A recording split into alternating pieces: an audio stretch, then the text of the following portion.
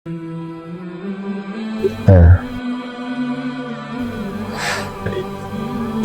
Masya Allah, ya.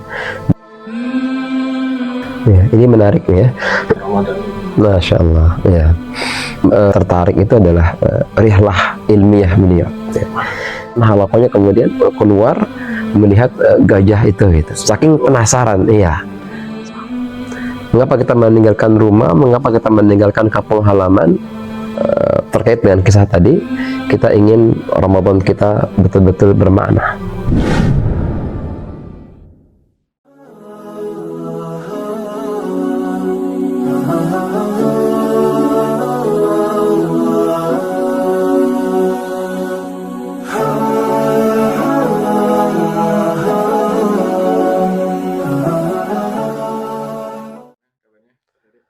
Alhamdulillah sampai hari ini alhamdulillah sehat walafiat.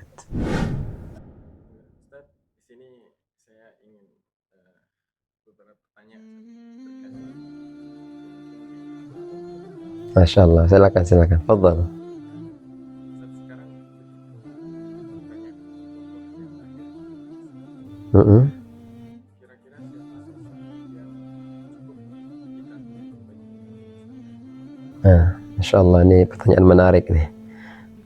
Jadi saya pernah baca ya kisah mengenai Yahya bin Yahya Al-Laitsi. Beliau ini nantinya akhirnya akan menjadi salah seorang ulama besar pada mazhab Maliki.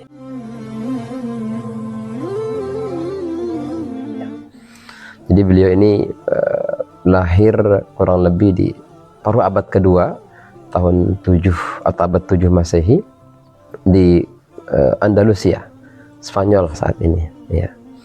Kemudian yang buat saya tertarik itu adalah rihlah ilmiah beliau. Jadi berjalan ataupun musafir meninggalkan kampung halaman, merantau ya dari Andalusia itu ke Madinah.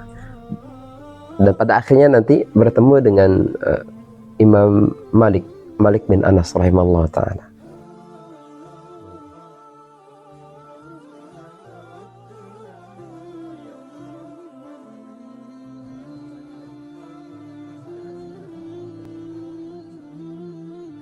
Ya, jadi ada satu petikan pada episode rihlah ilmiah itu yang luar biasa menurut saya pribadi. Waktu itu sedang ada halakoh bersama Imam Malik. Ya. Jadi banyak teman-teman beliau waktu itu, artinya sesama santri barangkali, atau sesama mahasiswa, sesama orang-orang yang sedang menuntut ilmu kepada Imam Malik. Ya. Di tengah perjalanan halakoh itu, di tengah perjalanan KBM itu, kemudian ada salah seorang santri yang memberitahu teman-teman yang lain, datang sekelompok kafilah ke Madinah. Kemudian ada di kafilah itu yang mengendarai gajah, sedangkan mereka hampir semua belum pernah melihat gajah, termasuk juga Yahya bin Yahya Al-Laitsi. Maka yang terjadi kemudian adalah berhamburan, mereka semuanya meninggalkan Imam Malik, imam besar, meninggalkan Imam Malik, meninggalkan halakohnya, kemudian keluar melihat gajah itu, gitu. Saking penasaran, iya, semua keluar. Kemudian tahu nggak siapa yang masih tetap di situ? Ternyata yang masih gak bergeming, kemudian tidak berubah posisi duduknya adalah tadi Yahya bin Yahya Al-Laitsi. Sama sekali tidak terkecoh oleh informasi tadi yang cukup menarik itu. Ya, padahal beliau juga belum pernah mungkin melihat gajah gitu, tapi nggak terkecoh. Nah, kemudian ada yang menarik juga di situ ketika Imam Malik bertanya kepada Yahya bin Yahya Al-Laitsi, muridnya.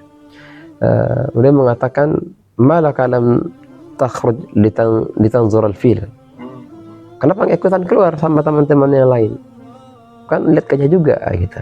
Ya. Kemudian beliau menjawab, "Ji'tu li'aral Imam Malik, la li'aral fil." Beliau mengatakan, saya kesini meninggalkan orang tua, meninggalkan kampung halaman, merantau dari tanah jauh, kampung yang jauh gitu, Iya. untuk melihat engkau ya Syekh, belajar dari engkau, bukan untuk ngeliatin gajah katanya. Jadi luar biasa.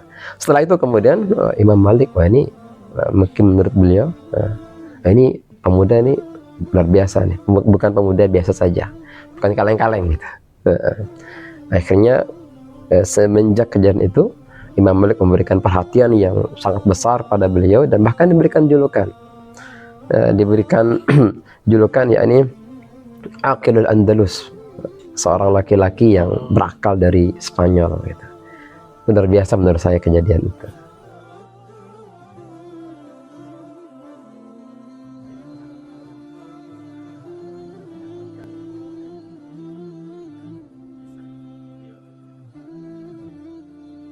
Nah, Masya Allah, ya.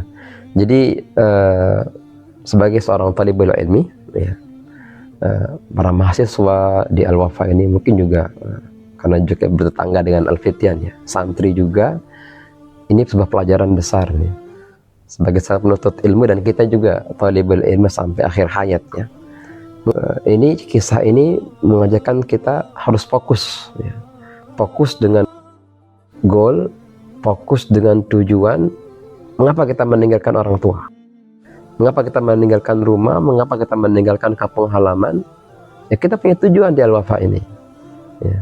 Ya ini ya menuntut ilmu gitu. Dan menuntut ilmu kan ibadah. Dan pastinya pasti akan banyak gangguan, tanda kutip ya, gajah-gajah di sebelah kanan kiri kita yang mengganggu konsentrasi belajar kita, yang mengganggu, bisa menjadi pengganggu untuk meraih goal goal pendidikan yang ingin kita raih gitu. Maka mungkin di dalam surah At-Tahrim, ya, yarfa'illahu alladhina amanu minkum walladhina utul ilma darajat, ya. Ini sebuah goal yang besar bagi seorang menuntut ilmu. Ketika menuntut ilmu itu bukan untuk menjadi orang yang populer, bukan menjadi pesohor, tetapi ya kita ingin diangkat derajatnya oleh Allah Subhanahu wa taala karena iman yang kita miliki, karena ilmu yang kita miliki.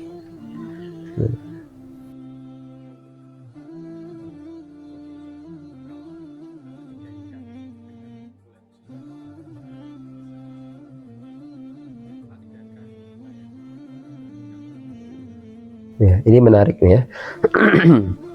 Kalau kita kaitkan dengan bulan suci Ramadan, hari-hari ini, bulan ini, saat-saat ini, ya, tentu punya hubungan yang cukup erat, ya. Gimana kita belajar dari hikmah episode tadi, ya, kita diminta untuk fokus dengan goal, tujuan kita, ya. Maka Ramadan salah satu tujuan utamanya adalah la'allakum tattaqun. Di dalam ayat 183 Al-Baqarah itu, ya, agar kalian menjadi orang-orang bertakwa, agar kita memiliki rasa khauf, rasa takut kepada Allah Subhanahu wa taala. Maka Ramadan ini banyak sekali gangguan, ya. Artinya ya banyak hal-hal yang berpotensi mengganggu fokus kita menggapai tujuan kita, goal kita, ini la'allakum tattaqun tadi. Contoh saja, ya, kita hidup di zaman keterbukaan yang era terbuka, ya, semua serba mudah, akses internet dan seterusnya.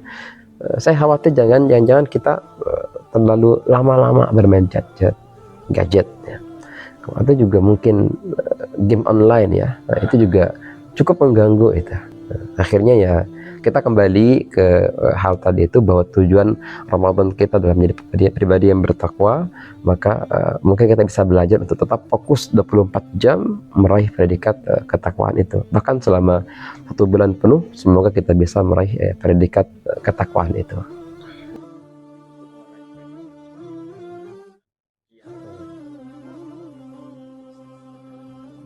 Masya Allah, ya. Kiat, ya, untuk bisa meraih predikat ketakwaan. Ada sebuah hadis, saya teringat sebuah hadis Nabi Muhammad SAW bersabda, kam min sha'imin laysa lahu min siyamihi illa al-ju' wal 'atash, wa kam min qa'imin laysa lahu min qiyamihi illa as-sahar, atau kama qala sallallahu alaihi wasallam. Jadi Nabi kita yang tercinta Muhammad sallallahu alaihi wasallam menyampaikan, begitu banyak orang yang mereka siam, mereka puasa, tetapi menurut Rasulullah tidak mendapatkan apa-apa dari puasa mereka kecuali rasa haus, kecuali rasa lapar.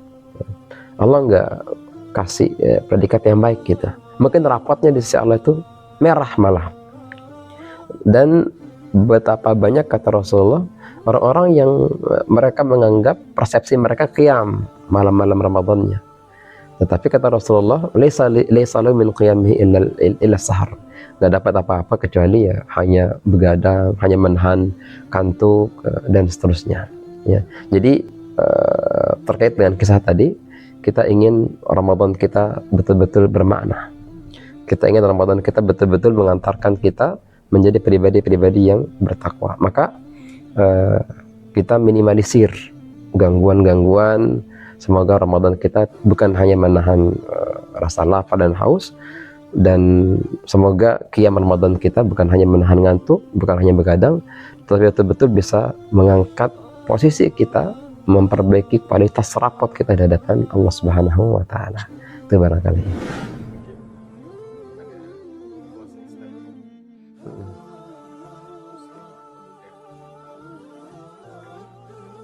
Baik, terakhir saya sampaikan kepada seluruh rekan-rekan mahasiswa, karena kita bergelut dengan dunia pendidikan ya, maka Ramadan ini adalah bulan tarbiyah ya.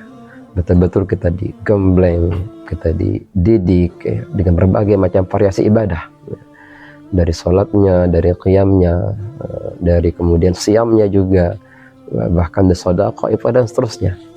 Tidak ada satu ibadah pun kecuali dianjurkan oleh para ulama kita lakukan pada bulan Ramadan ini. Maka semangat kita tentunya, semoga setelah nanti berakhir Ramadan ini, masih ada sisa-sisa Ramadan dalam diri kita. Dalam arti ya, mungkin tidak semaksimal Ramadan kita beribadah, tetapi mari kita usahakan kontinuitas kita di luar Ramadan kita pertahankan. Wa'bud rabbaka hatta ya'tiyakal yaqin. Sembahlah Tuhanmu, beribadahlah kepada Tuhanmu sampai maut memisahkan kita. Bahkan ketika Ramadan ini berlalu, bukan berarti siamnya, qiyamnya berlalu. Masih ada siam, qiyam yang bisa kita lakukan, yakni siam sunnah, qiyam sunnah kita. Itu barangkali semoga menjadi tarbiyah buat kita semuanya. Amin. Masya Allah.